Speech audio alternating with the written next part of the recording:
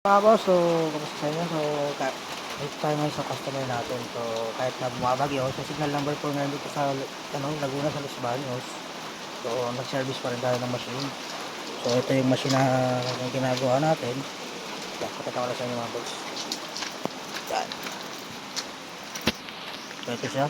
So na-reflash natin siya, then pinalitan ng power supply kasi nasira na po. So 3 years na po itong machine ng customer natin. So makikita nyo naman po dyan, may date yan.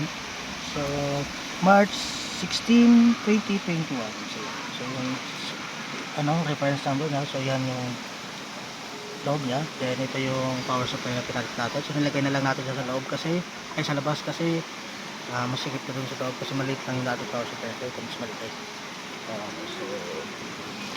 So gusto magpa service mga boss, sa PM nyo lang ako. So sa mga hindi ko naman napupunta, pasensya na kayo kasi talagang busy lang. So schedule natin mga boss. So yun mga boss, peace, ingat kayo dahil bumabagyo.